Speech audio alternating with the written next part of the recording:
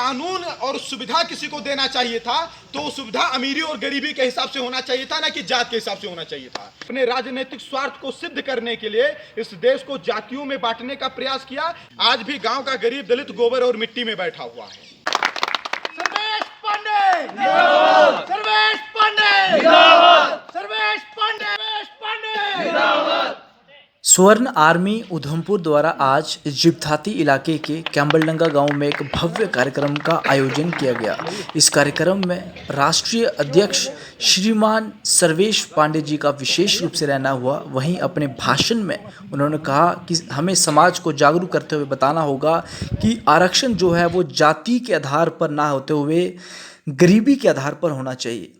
उन्होंने ये भी कहा कि हमें अपने स्वर्ण समाज को एकत्रित करना होगा और आने वाले समय के अंदर जम्मू कश्मीर के विभिन्न जिलों में जाकर हमें स्वर्ण आर्मी की इकाइयां बनानी होगी ताकि हम स्वर्ण समाज को इकट्ठा कर पाएं और आरक्षण जो है वो किसको मिलना चाहिए उसके लिए भी हमें जागरूक करना पड़ेगा। सबका है वो हमारे बराबर आ सके।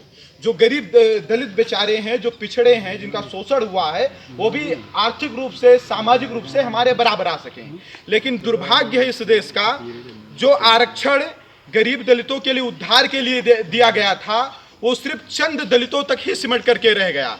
आज भी गांव का गरीब दलित गोबर और मिट्टी में बैठा हुआ है।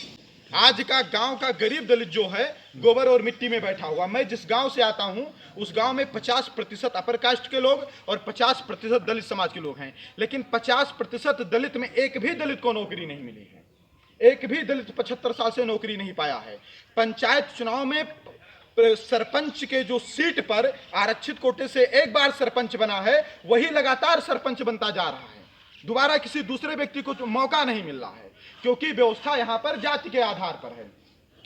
देखिए, जब देश गुलाम था, देश में मुगलों का शासन था, लेकिन जब देश आजाद हुआ और देश में संविधान लागू हुआ, संविधान का मतलब संविधान मतलब बराबर का विधान, सबके लिए बराबर का विधान।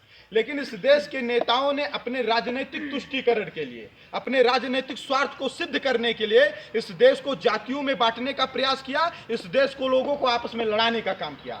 जब देश आजाद हो गया था तो क्या आजाद भारत में सबके लिए एक कानून होना चाहिए था कि नहीं होना चाहिए था?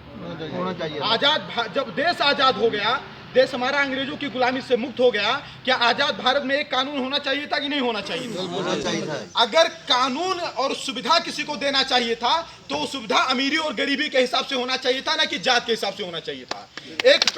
देखिए, आज स्वर्ण आर्मी की एक मीटिंग का आयोजन यहाँ उधमपुर जम्मू कश्मीर के ज़िले में किया गया है और यहाँ पर स्वर्ण समाज के काफ़ी लोग एकत्रित हुए और यहाँ पर संगठन के विस्तार को लेकर के चर्चा हुई कि कैसे स्वर्ण आर्मी को यहाँ पर बढ़ाया जाए।